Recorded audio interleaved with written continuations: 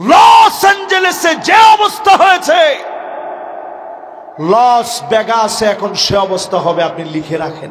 Los Angeles পুরে সরকার হয়ে গেছে, পাপের নগরী। যেই নগরীর ভিতরে নামাজ নাই, দিন নাই, ইসলাম নাই, আছে জুয়া, মদ, পাপের নগরী, প্রস্টিটিউট চতুর্দিকে, নেশার নেশা। যে অঞ্চলের সবচেয়ে বড় খোরাক, আল্লাহ পাক তাদেরকে অদৃশ্য আগুন দিয়ে জ্বালিয়ে পুড়িয়ে সারখার করে দিয়েছে। নতুন করে লস ভেগাসের ভিতরে একই রকমের আযাব আসতেছে। সামনে আগুনের কুণ্ডলী টর্নেডো হয়ে আগুনের কুণ্ডলী পাকায় যাবে, জ্বালিয়ে পুড়িয়ে সারখার করে দিবে। কারণ তারা আমাদের ফুসফুস বাইতুল মুকাদ্দাসকে জ্বালিয়ে পুড়িয়ে সারখার করে দিচ্ছে, ঠিক কিনা? মুসলমানেরা চিন্তা করেন, আল্লাহ রাব্বুল আলামিন ঠিকই পাকড়াও করেন। ফালইয়ারতাকিবু ইনদা যালিকা রিহান হামরা, প্রচন্ড বাতাসের সঙ্গে ভয়াবহ আগুন আসবে, জ্বালা পোড়া যিনি সারখার করে দেবেন তিনি কে? কুল কিনারা না পেয়ে লস অ্যাঞ্জেলেস স্বপ্নের নগরী, অনেকের কাছে কোটি কোটি টাকা দিয়ে যেই নগরীতে মানুষ স্বপ্ন সাজায়, ওই নগরী যখন পুরে সারখার হয়ে যাচ্ছে, স্বপ্ন বাসা বেঁধে মুসলমানদেরকে ডেকে এনে আযান দেওয়া হচ্ছে যাতে করে কোনোভাবে রক্ষা পাওয়া যায়। আর মুসলমানদেরকে বলি, আযাব থেকে বাঁচার জন্য প্রতিনিয়ত মুয়াজ্জিন আপনাকে ডাকতেছে। যদি আপনি এখন আযাব থেকে বাঁচতে চান, নামাজের দিকে আসেন। আযাব থেকে যিনি বাঁচায় দিবেন তিনি কে? করোনা আসছিল না? লক্ষ্মীপুরে আসছিল নি? কি দিয়ে আইছে? বাস দিনি না সিএনজি না হেলিকপ্টারে চলে এসে? চিন্তা করেন কেন আইছে কেউ জানে না। কিন্তু লক্ষ্মীপুরের এক বেডিতে জিজ্ঞেসে, করোনা দেখছো নি? দেখছি, ফান্দি খাই ফেলাইছে। হেতি ফান্দি কি করছে? করোনা বলে ফান্দি চাবাই লাইছে বলে। এবার একটু আপনি চিন্তা করেন মুসলমান, আমরা কত সহজ সরল। কোরআনুল কারীম আল্লাহ রাব্বুল আলামিন বলেন, আওয়ালা ইয়ারাউনা আন্নাহুম ইফতানুনা ফি কুল্লি আমিন মাররাতান আও মাররাতাইন সুম্মা লা ইয়াতুবুনা ওয়ালা হুম ইয়াযাক্কারুন।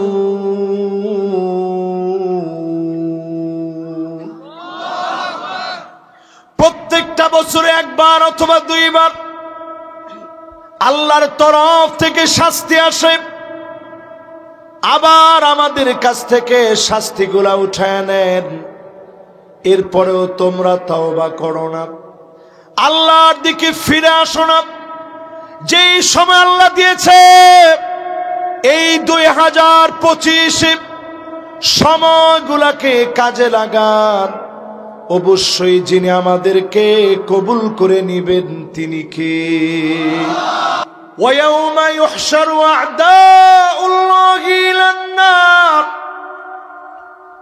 সেই দিন আল্লাহ রাব্বুল আলামিন শত্রুদেরকে জাহান্নামের দিকে ডাকবেন, দলে দলে হাজির করবেন। আল্লাহ পাক সেদিন দলে দলে দাঁড় করায় দিবেন। আপন আপন চোখগুলা সেদিন শত্রুদের বিপক্ষে সাক্ষী দিবে, আপনার কানগুলা সাক্ষী দিবে, আপনার নিজের চামড়া সাক্ষী দিবে। দুনিয়ার জীবনে যা যা করলে সব সেদিন ফাঁস হয়ে যাবে। যার সামনে দাঁড়ায়া জবাব দেওয়া লাগবে তিনি কে? দুনিয়ায় আমরা আসলাম, আবার চলে যাওয়া লাগবে। মাঝখানের এই সময়টা আমাদের ডেস্টিনেশন। হেলিকপ্টারে যদি আপনি উঠেন, বিমানে যদি আপনি চড়েন, বাসে যদি আপনি চড়েন, নির্দিষ্ট গন্তব্যে নিয়ে যেমন থামাবে, সকাল থেকে চাকরিজীবী যেমন তার গন্তব্য ঠিক করে নির্দিষ্ট সময়ে চাকরি করতে চলে যায়, ঠিক আমাদের এই গন্তব্য ফুরায় যাবে। যার সামনে যেতেই হবে তিনি কে? আল মাউতু কাসুন কুল্লু নাসিন শারিবুন আল কবরু বাইতুন কুল্লু নাসিন দাখিলু। মৃত্যু এমন একটা পাত্রের নাম, যেই পাত্র থেকে সবাইকে পান করা লাগবে।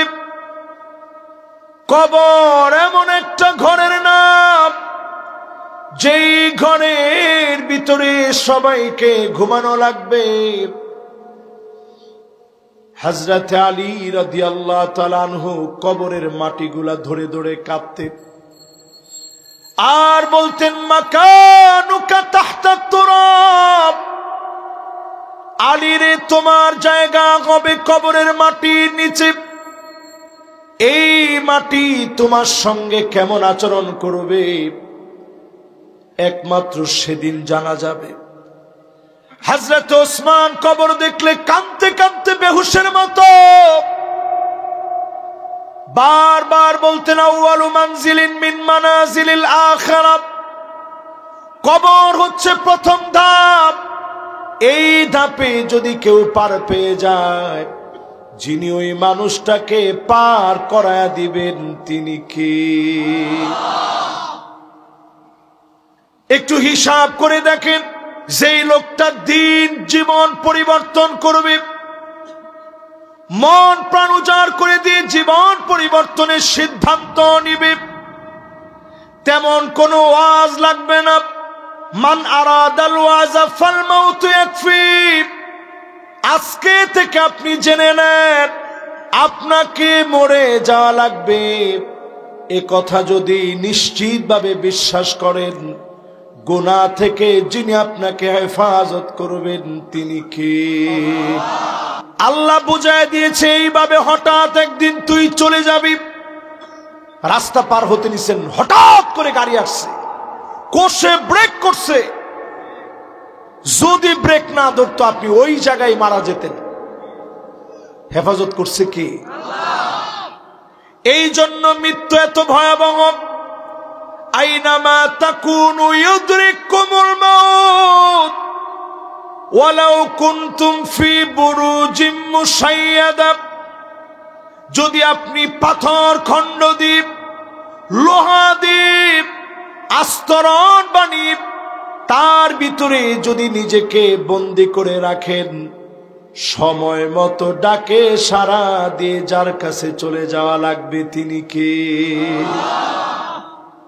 বাঁচার কোনো উপায় নেই। এবার একটু বুঝার চেষ্টা করেন, কেন বাঁচার উপায় নেই। আমার দিকে তাকায় থাকেন, দেখছেন? মাশাআল্লাহ, হুজুরে বুঝি ফেলাইছে। এই জন্য আলেম ওলামার সাথে রাখলে সুবিধা। পানি কি দিছি, আর আঙ্গুলের ওসে পানির একটা ফোঁটা ফেলাইছে। মালাকুল মাউত কত বড়!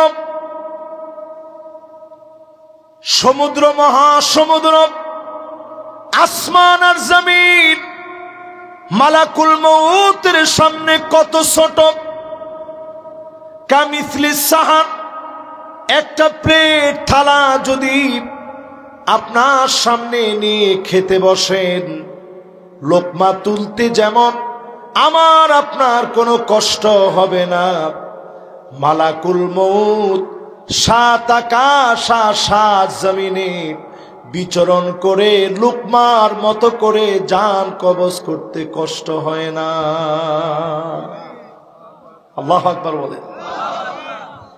এবার চিন্তা করেন আমি আপনি মরণের পরে যাব কোথায়?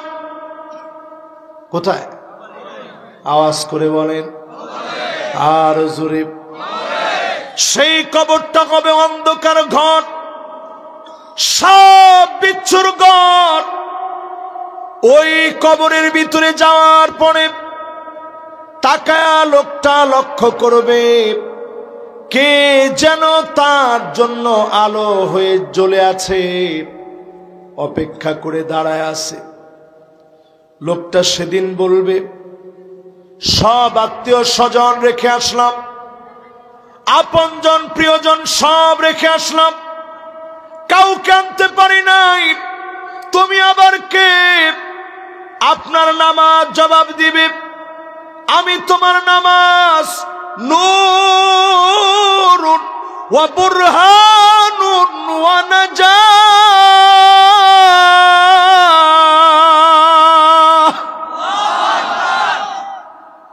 আমি তোমার নামাজ দাঁড়ায় গেলাম আলো হয়ে, বাতি হয়ে তোমার জন্য জ্বলবো, সাক্ষী হয়ে তোমার জন্য মালিকের সামনে কথা বলবো।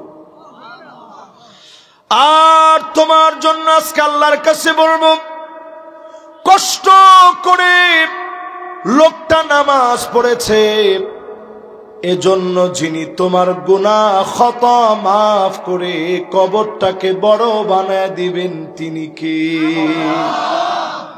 নামাজিগোর দাম কম না বেশি? মনোযোগ সবার আসেনি? এই ওয়াজটা আজকে দিল দিয়ে শোনেন। একজনে কয় শুনছি বলে, শুনছেন নি? শুনতে আসি এটা না কইবেন, কয় শুনছি। শুনছি কমনের মানে হচ্ছে হুজুর ওয়াজটা তাড়াতাড়ি শেষ করি ফেলা। ও একজনে ঘুমাইয়ে না, এই ওয়াজ শুনলে একটু ঘুম আসবে, কিন্তু ঘুম আসলেও জীবনটা পরিবর্তনের নিয়ত নিয়ে শুনেন। সব ধরনের আলোচনার দরকার আছে, আছে না? আজকে আলোচনা এটা বিষয়, এটা কইছে এটার থেকে এক চুল আমি বাইরে যাব না ইনশাল্লাহ। এবার আমার দিকে একটু মনোযোগ দিয়ে শুনেন, দিলটা দিয়ে, দিল দিয়ে একটু মনোযোগ দিয়ে শুনেন। একদিন আমিও মরে যাব, মরে যাব না? দুনিয়ায় চিরকালের জন্য তো আর আসিনি। আমাদের প্রিয় আল্লামা হুজুর চলে গেছেন, আল্লামা দেলোয়ার হোসেন সাইদি রহমতুল্লাহ আলাইহি চলে গেছেন। এই মাঠে কথা বলতো কত আলেম চলে গেছে।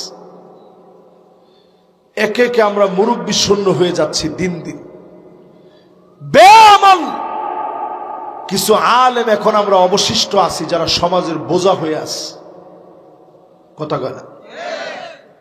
হুজুরের বিরুদ্ধে নিজে কইতেছি, এরপর আপনারা ঠিক কইবেন না। আমাদের আমল বড় কম, কথা অনেক লম্বা লম্বা। সাহাবাই কেরাম মৃত্যুর কথা শুনলে কান্না শুরু করতেন, কান্না থামতে অনেক সময় লাগত।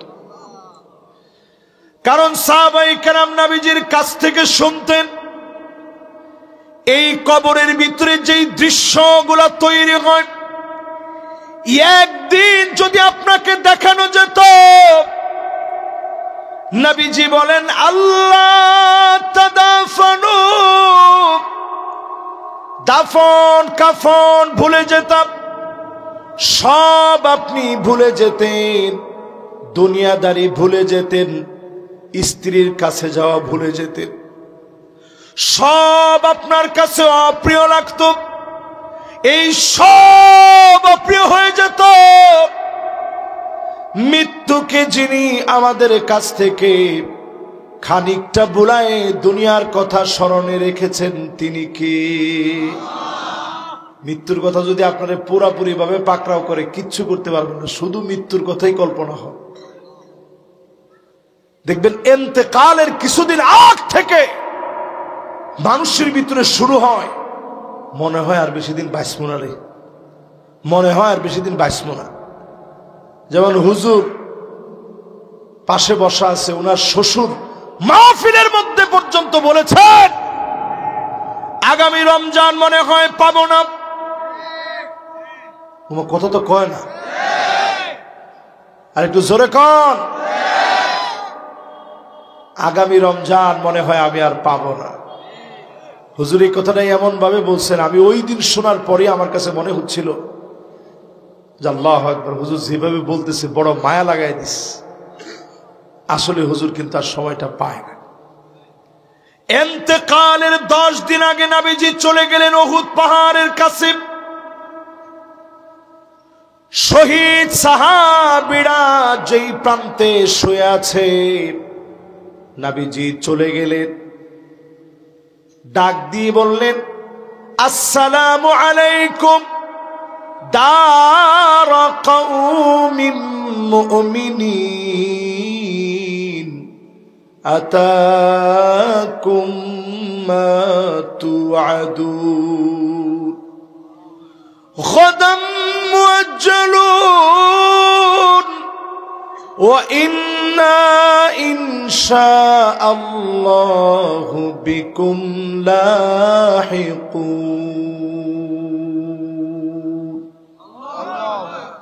এই দোয়াটা আপনারা পারেননি? ইন্তেকালের কয়দিন আগে? সবাই বলেন আর জোরে। ইন্তেকালের 10 দিন আগে নবীজি চলে গেলেন। ডাক দিয়ে বললেন, ও উহুদের সাহাবীরা, শহীদ যারা হয়েছে, আল্লাহর ওয়াদা গুলা পুরাপুরি তোমরা পেয়েছ। অচিরে আমি নবী তোমাদের সঙ্গে মিলিত হয়ে যাব, আল্লাহর ওয়াদা গুলো আমি পাব।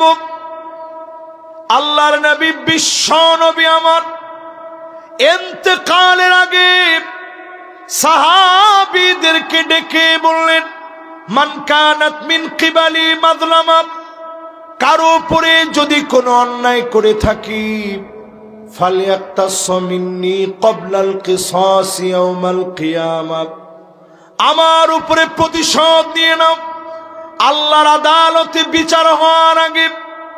সেই দিন আমার নামে অভিযোগ দায়ের করো না, এখন প্রতিশোধ নিয়ে নাও। আল্লাহর নবী বিশ্ব নবী ইন্তেকালের আগে এভাবে প্রস্তুতি নিয়েছেন।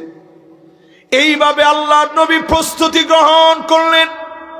সাহাবায়ে কেরাম ইন্তেকালের জন্য প্রস্তুত ছিলেন। আজ যদি প্রশ্ন করি, ও লক্ষ্মীপুরের মুসলমান, পানপাড়ার ভাইয়েরা, ইন্তেকালের প্রস্তুতি কি আমাদের আছে?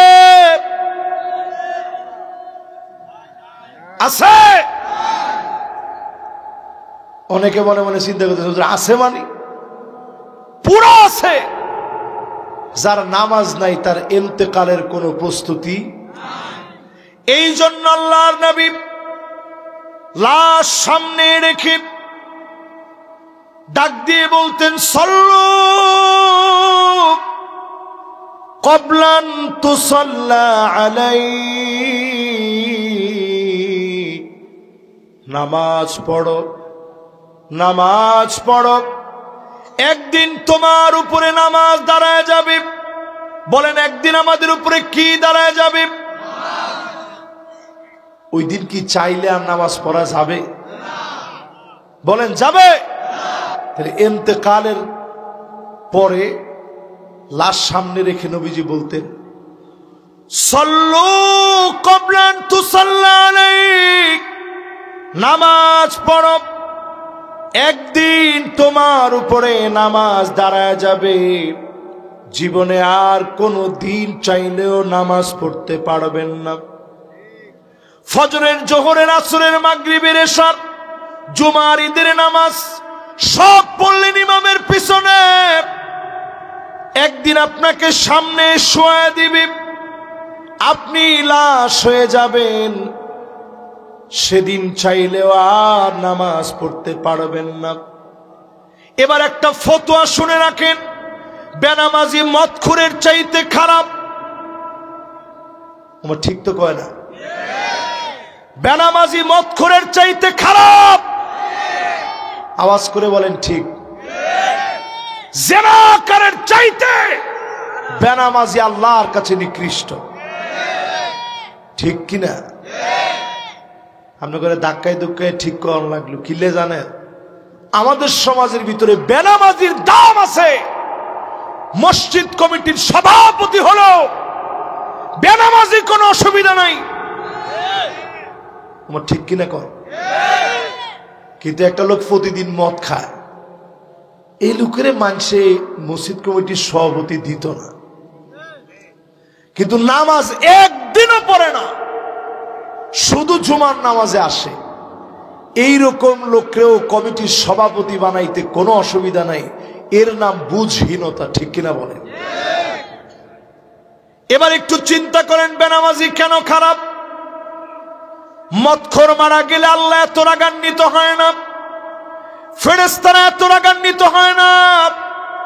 বেনামাজি মারা গেলে চতুর্দিকে ফেরেশতারা বলতে থাকে, তারিকুস সালাত, নামাজ পড়িতে কারি মারা গেছে, তারিকুস সালাত, নামাজ পড়িতে কারি মারা গেছে। এইরকম বেনামাজিকে যিনি পছন্দ করেন না, সহ্য করতে পারেন না, তিনি কি?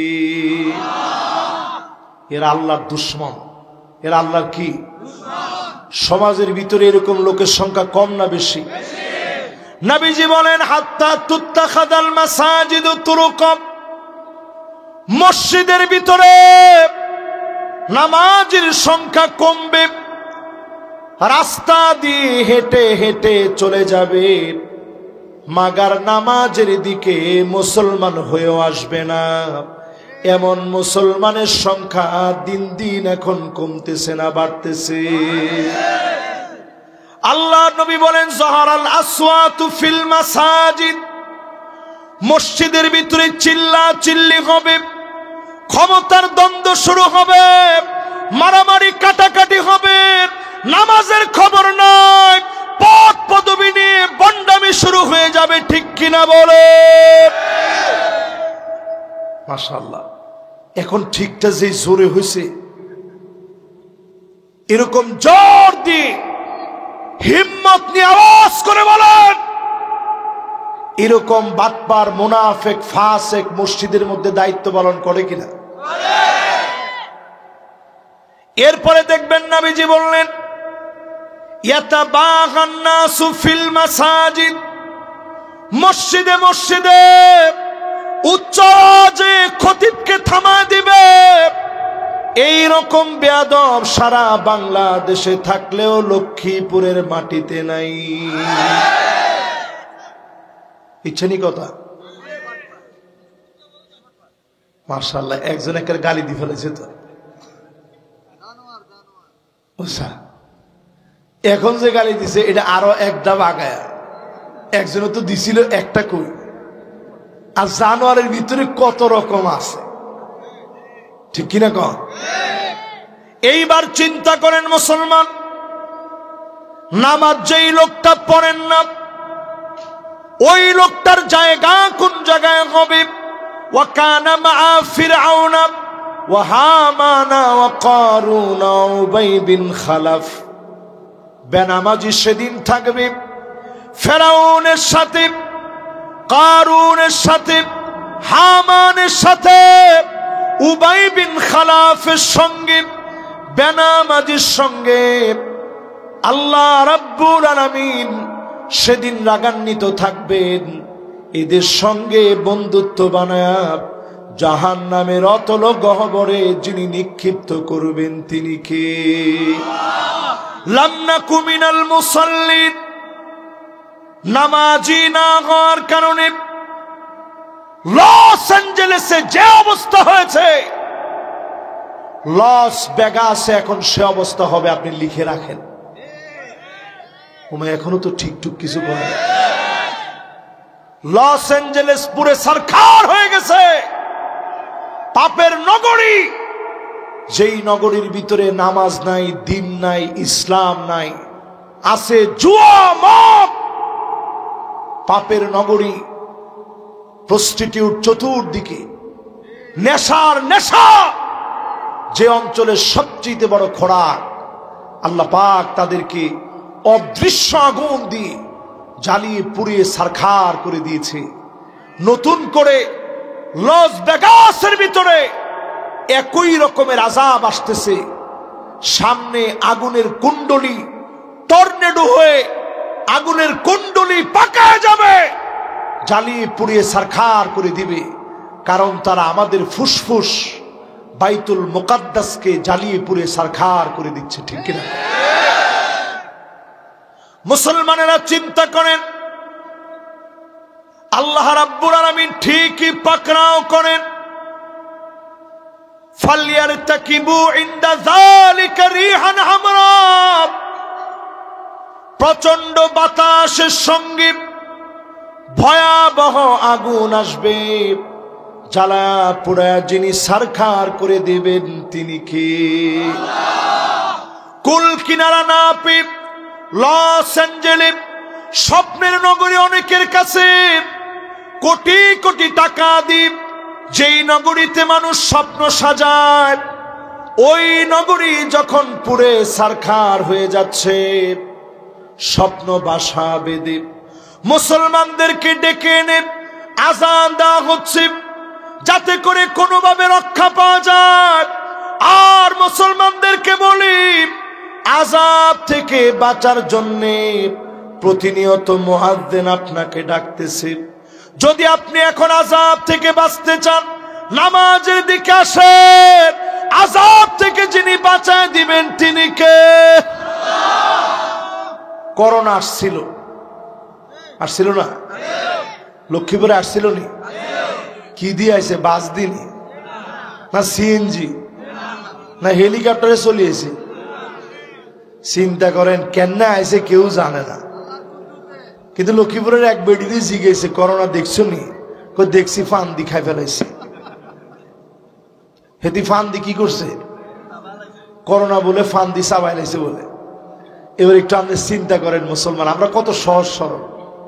কোরআনুল কারীম আল্লাহ রাব্বুল আলামিন বলেন, আওয়ালা ইয়ারাউনা আন্নাহুম ইফতানুনা ফি কুল্লি আমিন মাররাতান আও মাররাতাইন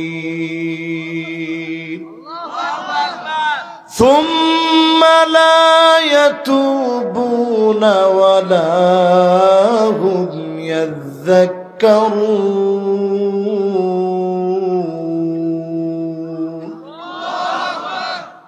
প্রত্যেকটা বছরে একবার অথবা দুইবার আল্লাহর তরফ থেকে শাস্তি আসে, আবার আমাদের কাছ থেকে শাস্তিগুলা উঠায় নেন। এরপরেও তোমরা তওবা করো না, আল্লাহর দিকে ফিরে আসো না। যেই সময় আল্লাহ দিয়েছে এই 2025 সময়গুলাকে কাজে লাগান। অবশ্যই যিনি আমাদেরকে কবুল করে নিবেন তিনি কে?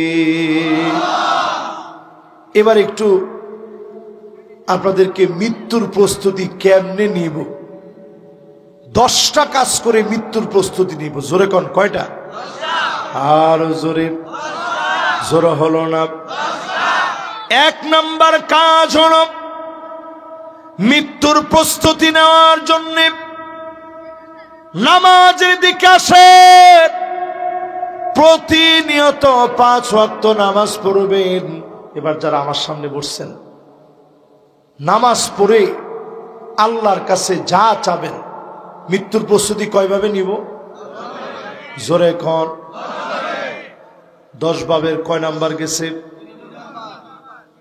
2 নাম্বার গেছে। কয় নাম্বার?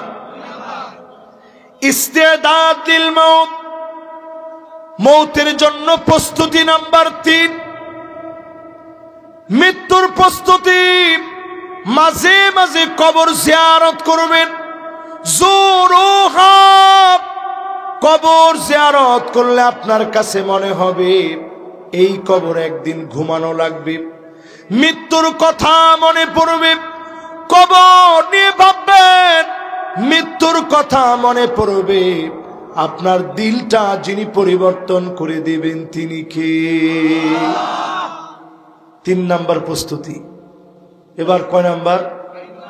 সবাই বলেন, জোর হলো না। 4 নাম্বার প্রস্তুতি হলো হকদারদের হক বুঝায় দিবেন, বোনের হক দিবেন, ভাইয়ের হক দিবেন, আত্মীয় স্বজনকে সুন্দর ব্যবহার করবেন। এর দ্বারা মৃত্যুর প্রস্তুতি নিবেন। যে যত বেশি হক আদায় করবে তত বেশি মৃত্যুর প্রস্তুতি নিয়েছেন। আপনি যদি হকগুলো আদায় করেন, যিনি আপনার জন্য কবরটাকে প্রশস্ত বানায় দিবেন তিনি কে? চতুর্থ নাম্বার প্রস্তুতি গেছে। এবার কয় নাম্বার?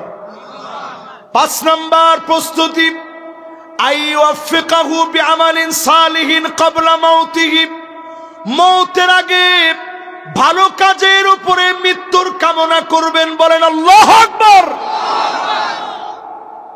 কত লোকের মৃত্যু হয়েছে নামাজের সেজদায় যাইতে যাইতে। একটু জোরে বলেন না আল্লাহু আকবার। কয় নাম্বারে আছেন? খেলাছে? মাশাআল্লাহ, লিল্লাহে তাকবীর। দুইজন মুরব্বী ওনারা গেছিল এবং হাজত সেরে আবার চলে আসছে। হাজত সেরে চলে আসছেন, এরকম দৃশ্যটা দেখলে আমার কাছে খুব ভালো লাগে। এবার একটু আপনারা সবাই মনোযোগ নিয়ে বলেন তো কয় নাম্বারে আছেন?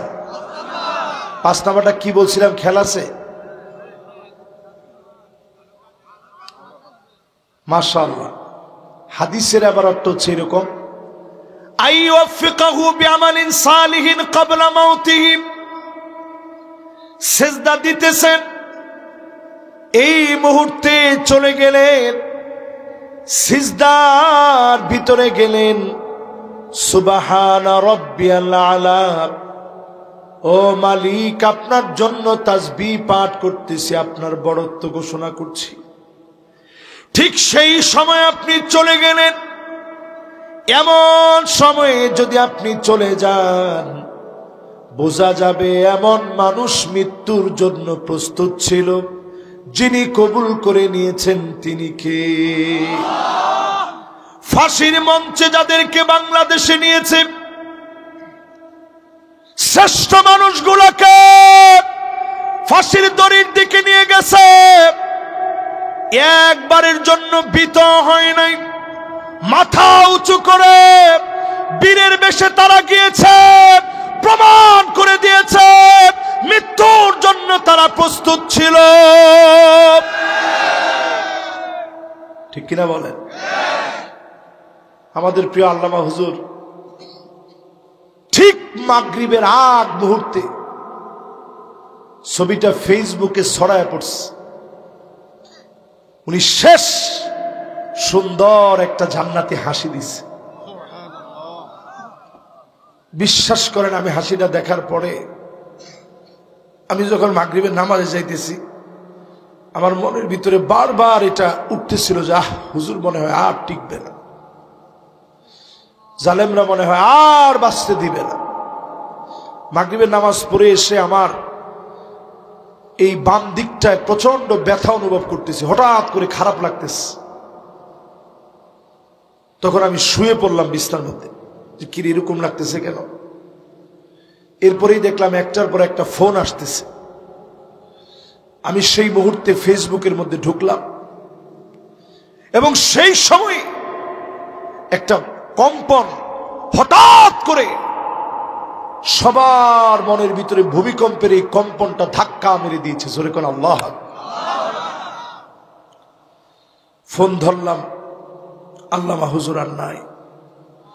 দৌড়ায় চলে গেলাম হসপিটালে, যদি শেষবার দেখতে পারি।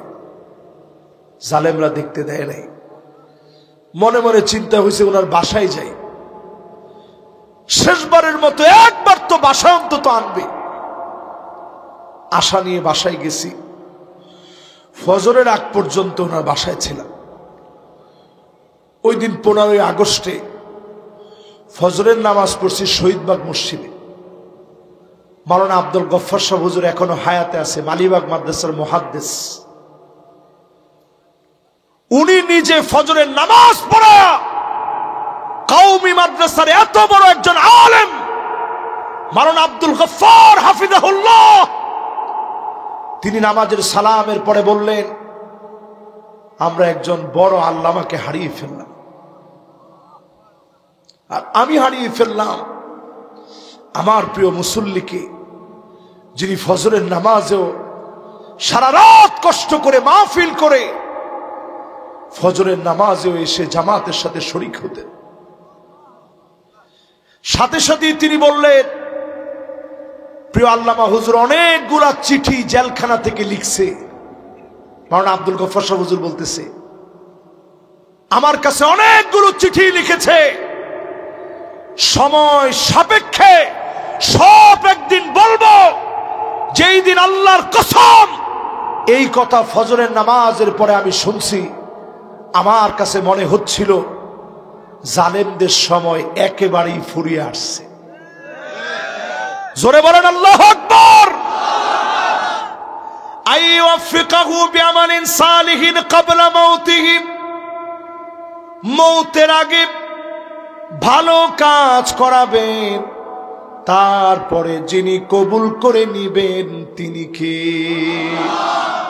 আপনি বুঝবেন যে মৃত্যুর প্রস্তুতি সম্পন্ন হচ্ছে। যাদেরকে ফাঁসি দেওয়া হলো, 3 ঘন্টা বাকি আছে, 2 ঘন্টা ঘুমায় নেই, এরপরে ঘুম থেকে জাগায় দিও। তিনি উঠলেন, তাহাজ্জুদের নামাজ পড়লেন, যথারীতি মনে হলো জামাই শ্বশুর বাড়ি যাচ্ছে, এইভাবে সেজে গুজে যাচ্ছে। এমন ভাবে যখন প্রস্তুতি নিবেন, বুঝবেন যিনি আপনার জন্য পছন্দনীয় অপেক্ষায় আছে তিনি কে? কথা কি আপনারা বুঝতেছেন সবাই? এরপরে যদি আপনি মদিনাতুল মুনাওয়ারায় মৃত্যুর স্বপ্ন নেন, এটা 6 নাম্বার। জোরে কোন কয় নাম্বার? 5-এর পরে কত? মাশাআল্লাহ, কষ্ট আর মনে। আলহামদুলিল্লাহ, আমিও সময় কাছাই ফেলেছি, বেশিক্ষণ সময় নেই। মনোযোগ আসেনি আপনাকে? কয় নাম্বার এবার? সেই লোকটা মদিনায় মারা যাবে, মদিনায় মৃত্যুবরণ করার তামান্না করবেন। যতবার আমি মদিনায় যাই, আল্লাহর কাছে কেঁদে কেঁদে বলি, আল্লাহ এইবারের আশা যদি শেষ হয়, মদিনায় কবুল করে নিন। আর আসতে পারবো কিনা জানি না।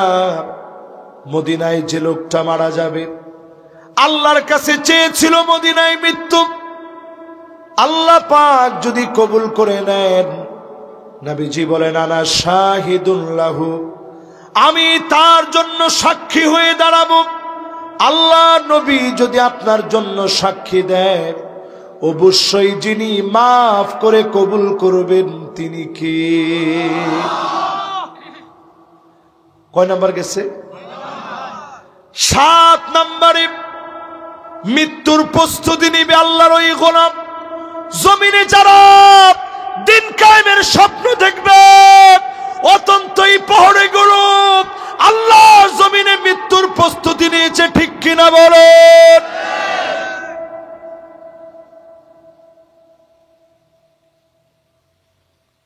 এই জন্য দেখবেন আমাদের অনেক সময় যে সমস্ত ছেলেরা একটু দিন কায়েমের চিন্তা করে, এদেরকে দেখলেই রাজাকার রাজাকার বলে গালি দেওয়া হতো, ঠিক কিনা বলে? আল্লাহ এদেরকে বড় পছন্দ করে। কি কন? যাদেরকে গালি দেওয়া হচ্ছে পছন্দ করেন আল্লাহ। এজন্য রাজাকার গালিকে ব্র্যান্ড বানায়া এদেরকে পালায়া যাওয়ার সময় কিছু নিয়েও যেতে পারে নাই, ঠিক কিনা বলে? আল্লাহ পাক বুঝায় দিলেন, দিন কায়েমের জন্য যদি আপনি সামান্য একটু করেন, মানিক বাররাত কাদামাহু ফি সাবিলিল্লাহ, আল্লাহর জমিনে দিন কায়েমের জন্য পায়ের মধ্যে যদি ধুলাবালি লাগে, হারামাহুল্লাহু আলাইহিন নার, এমন লোকদের জন্য জাহান্নামের আগুন যিনি হারাম বানায় দিবেন তিনি কে? তাহলে চিন্তা করেন কয় নম্বরে আছেন? একটু জোরে কোন? কিছু লোক আমাদের দেশে এখন এমন তৈরি হয়েছে যারা আল কোরআনের মধ্যে নাকি রাজনীতি খুঁজে পায় না। যেটা একটু আসতে কর না। লক্ষ্মীপুরের লোক তো এরকম আমি দেখি না, আজকে দেখলাম আর কি। ফান ফারাই আবার একজন কইছে যে হেতের বাড়ি কোনায়, ও ডাগ্গাতলি ইলি তো এরকম ডাগ্গাতলি বুঝছেন তো? ডাগ্গা চিনি ডাগ্গা কোন ঘরে কর ডাগ্গার তলে হড়ি গেছেন তো আপনারা। আমি পানপাড়ায় কয়েকবার আসছি, গেছেন না আপনারা মাহফিলে? মাশাআল্লাহ। তাহলে এবার একটু আমার সাথে বলেন কয় নম্বরে আছেন? 7 নম্বরটা কি খেলা আছেনি? কিয়া এখানে কইছি কইছি দিন কায়েমের লাই পায়ের মধ্যে ধুলাবালি লাগানো, এটা মানে কিয়া? মাশাআল্লাহ। কোনটা কইছে সাই? মাশাআল্লাহ, সুন্দর উত্তর দিস। ধুলাবালু লাগান মানে গাছের তলে গিয়ে একটু ঠ্যাঙের মধ্যে বাড়ি লাগাইলেন, ইগা নামে। অফিসে আপনি গেলেন, চাকরি করেন, ঠিক কথা। দিন কায়েমের জন্য কলিগদের মধ্যে দাওয়াতি কাজ করবেন। আপনি ব্যবসা করেন, আপনার যারা ক্রেতা আছে তাদের সঙ্গে দিন কায়েমের ব্যাপারে কথা বলবেন। সব চিন্তা থাকবে দিন কায়েমের জন্য। সারা দিন তো আপনি দিবেন না, অল্প সামান্য সময় যদি প্রতিদিন দিন কায়েমের জন্য দেন, এই মানুষটা মৃত্যুর জন্য প্রস্তুত। যিনি কবুল করে নিবেন তিনি কে? লিল্লাহে তাকবীর। কয় নাম্বার? সবাই কোন? এরপরে আসেন 8 নাম্বার প্রস্তুতি। মান শাবা শাইবাতান ফিল ইসলাম। ইসলামের জন্য চুল পেকে গেছে, দাড়িগুলা পেকে গেছে, হার্টের ভিতরে রিং লাগানো লাগছে, ঘরের ভিতরে ঘুমাইতে পারেন নাই, মিথ্যা মামলা হামলা কাদের উপরে চড়েছে, এক মুহূর্তের জন্য বাতিলের কাছে মাথা নত করেন নাই, বোঝা গেছে মৃত্যুর জন্য আপনার প্রস্তুতি সঠিক হয়েছে। জোরে কোন আল্লাহু আকবার। এরকম লোক আসেনি? আরো জোরে কোন? যারা ঘুমাইতে পারেন নাই, চাকরিতে যেতে পারেন নাই, ব্যবসায় গিয়ে বসতে পারেন নাই, তাকায় দেখেন ওই জালেমদের দিকে। তারা 40 মিনিট সময় পায় নাই, রান্না করা খাবার খেয়ে যেতে পারে না। তার মানে কি বোঝা গেল? বোঝা গেছে তারা মৃত্যুর প্রস্তুতি নিতে পারে নাই। তাহাজ্জুদ 70-80 রাকাত পড়ছে ঠিক, মৃত্যুর প্রস্তুতি নেই। কথা কয় না? তাহলে তোমার কি একজনে কি কয়? কোন গায়? না না, হেতে মনে করছে হুজুরে মনে ভয় পেয়ে যাবে। আমি কি ইচ্ছে হুজুর আপনার কাছে মনে হয়? এবার আমার দিকে চাই কোন? কয় নাম্বার কইছি? এই যে 8টা কইছি, 8টার 1-2টা কি আমগোর মধ্যে আসেনি? আল্লাহু আকবার। সবাই কিন্তু এটা বলতে পারেনি, আসেনি 1-2টা? সময় কমাই দিয়েন। এরপরে প্রিয় ভাইরা আমার, কয় নাম্বার? 9 নাম্বার। মৃত্যুর প্রস্তুতি সম্পন্ন হবে কেমনে?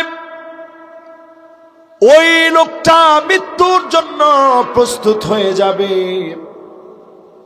যেই লোকটা সব চাইতে বেশি আল্লাহকে ভালোবাসবে।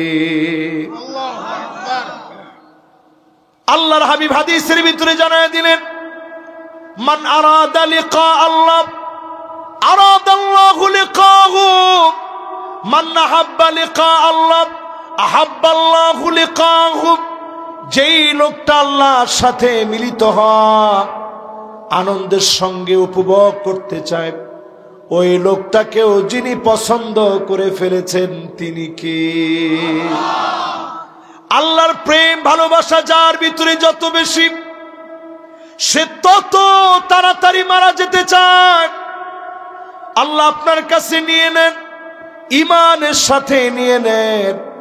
আখিরি জমানা এমন হবে, শেষ জমানাটা এমন হবে, যেই জমানায় আমরা আছি এই জমানায় এমন হবে, কবরের সামনে দিয়ে মানুষ যাবে আর ডাক দিয়ে বলবে, ইয়া লাইতানি মাকানা, হায় আমার আফসোস, এই কবরে যদি ঘুমাইতে পারতাম। আল্লাহ তার মতো আমারও নিয়ে নেন।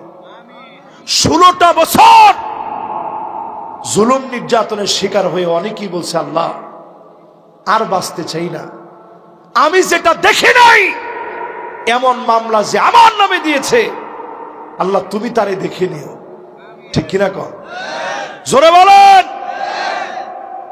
অনেকেই কবরের পাশ দিয়ে যাওয়ার সময় বলতো, আল্লাহ আমি কিচ্ছু জানি না, বুঝি নাই, শুনি নাই, শুয়ে দেখি নাই, অস্ত্র মামলা আমার নামে দিছে, দর্শন মামলা আমার নামে দিছে, আল্লাহ এর চাইতে আল্লাহ আপনি আমারে নিয়ে নেন, আমি আর জমিনে থাকতে চাই না।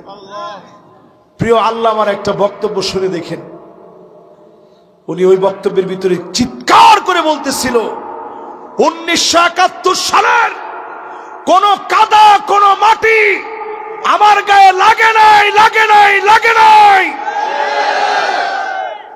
আমি শহীদি মৌত চাই, কিন্তু দর্শনকারী, লুণ্ঠনকারী এই অপবাদ নিয়ে আমি মরতে চাই না।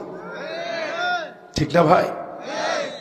এই জন্য যখন আপনি দেখবেন দুঃখ কষ্ট সহ্য করতে না পেরে ভালোবাসার মালিকের কাছে এমন সময় আসবে, মানুষ বলবে, আল্লাহ এই কবরে তুমি আমাকে নিয়ে যাও, দুনিয়ার মানুষের মধ্যে আর থাকতে চাই না।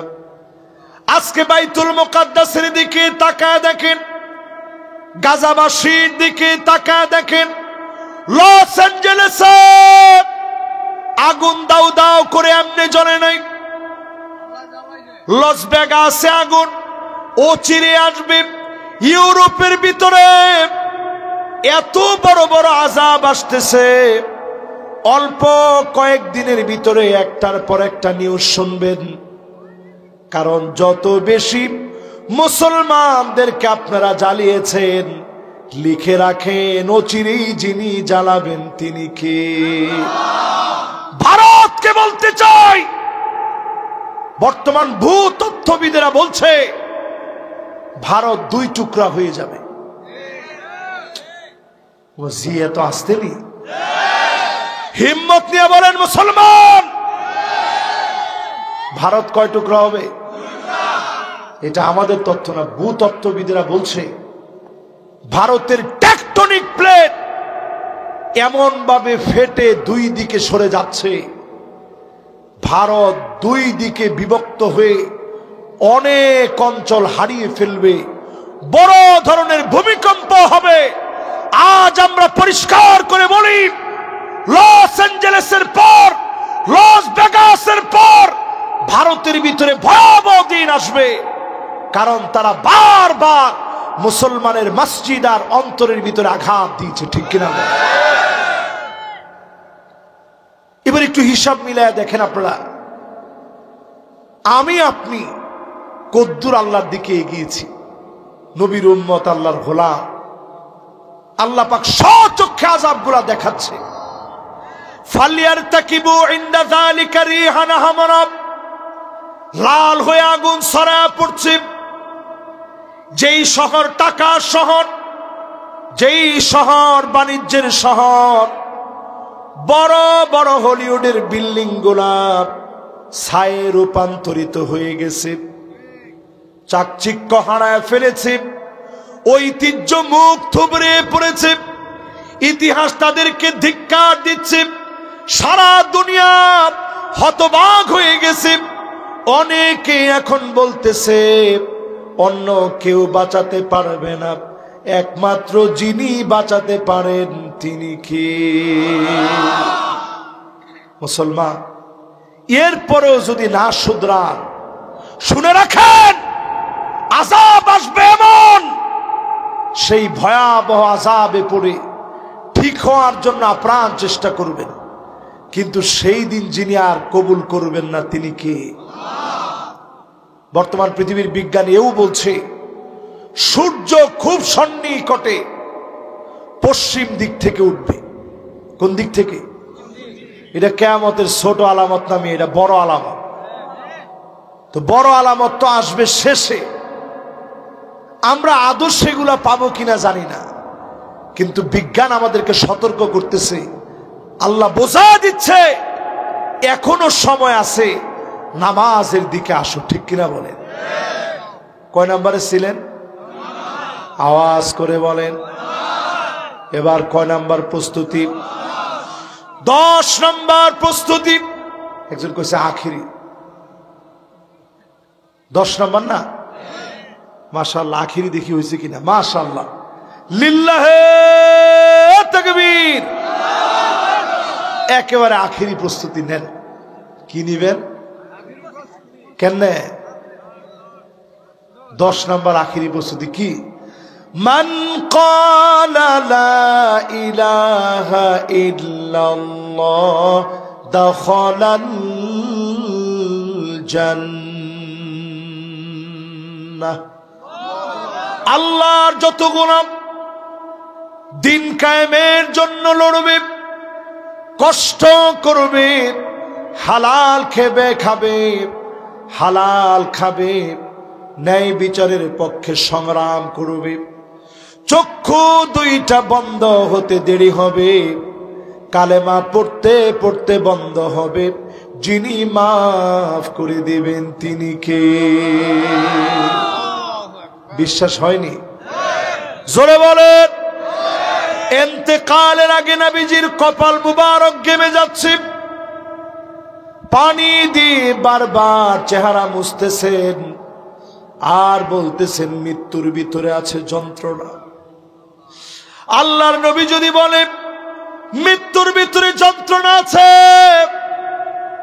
আমার আপনার মৃত্যু না জানি কেমন হবে, কিন্তু যদি ঈমানের পথে মারা যান, শহীদ হয়ে যদি মারা যান, শাহাদাতের তামান্না যদি থাকে, একদিকে মারা যাবেন, অন্যদিকে যিনি মাফ করে দিবেন তিনি কে?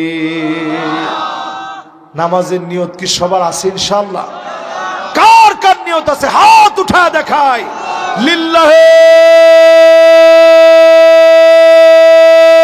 তাকবীর। এবার হাতগুলা নামা। নামাজের নিয়ত আছে সবার? যুবকরা নামাজ পড়বো তো ইনশাআল্লাহ, মুরব্বীরা নামাজ পড়বো তো ইনশাআল্লাহ। এই জমিনে সব দেখা শেষ, সামনে আমরা দেখতে চাই নামাজ ভিত্তিক আল কোরআনের বাংলাদেশ।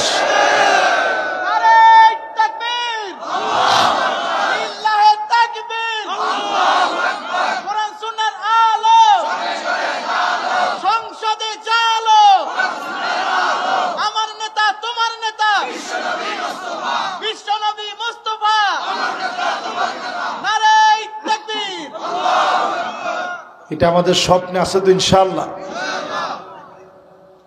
এবার একটা শেষ কথা বলে মাহফিলটা শেষ করি এইভাবে, এইবার যারা ক্ষমতা খুব চাবে এরা ক্ষমতা পাবে না।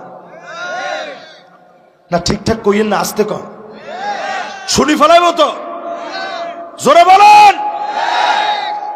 এবার যারা ক্ষমতা চাবে তারা ক্ষমতা পাবে না। রাসূল হাদিসের ভিতরে ভবিষ্যৎবাণী করে গেছেন, শুনি রাখেন মিয়া।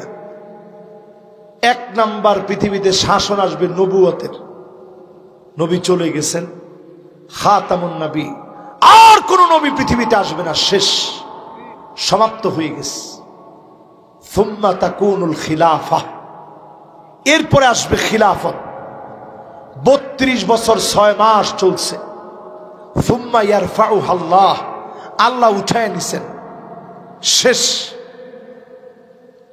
এরপরে আসছে সুম্মা তাকুনু মালিকান আদান, রাজতন্ত্র জমিনের মধ্যে আসছে।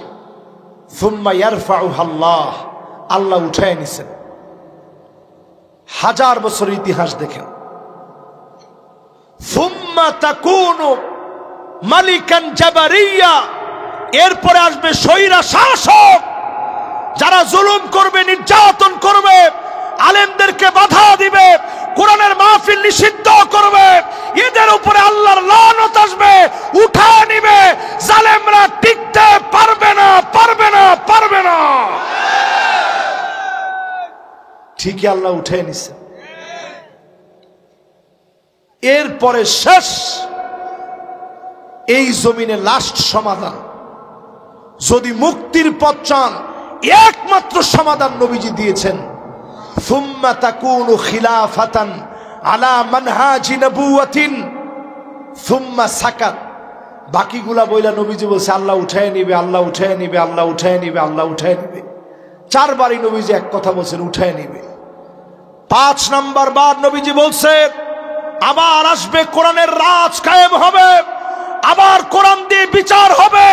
যদি একবার আসতে পারে, কোন জালেম আটকা দিতে পারবে না, পারবে না, পারবে না।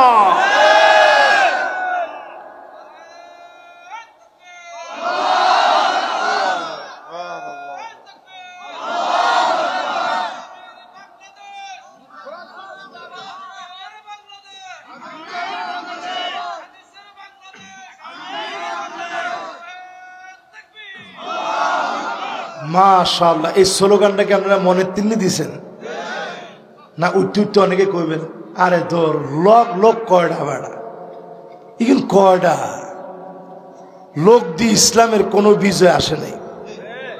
কিরে, লোক দিয়ে ইসলামের কোনো বিজয়?